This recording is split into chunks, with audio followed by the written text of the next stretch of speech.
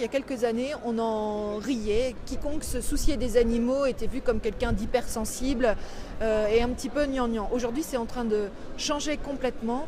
C'est-à-dire que la question animale est une question sérieuse. On a montré, nous, avec nos images, que c'était une question d'importance maximale, une urgence dans la façon dont on traite les animaux aujourd'hui, tant en nombre qu'en intensité de ce qu'on leur fait subir, qu'il n'y avait pas de quoi rire devant les images.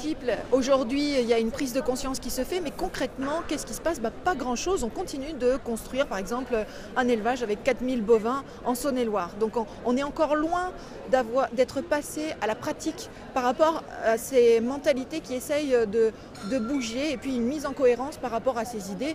Tout le monde est opposé à faire maltraiter et tuer sans nécessité, et pour autant on tue 3 millions d'animaux par jour dans les abattoirs et des dizaines de millions de poissons. Alors ce qu'on peut faire pour agir dès aujourd'hui, et c'est ce qu'on fait avec L214, c'est essayer d'agir auprès des industriels, par exemple, en les faisant abandonner les œufs de poule élevés en cage de batterie afin de faire disparaître l'élevage en cage du paysage agricole français.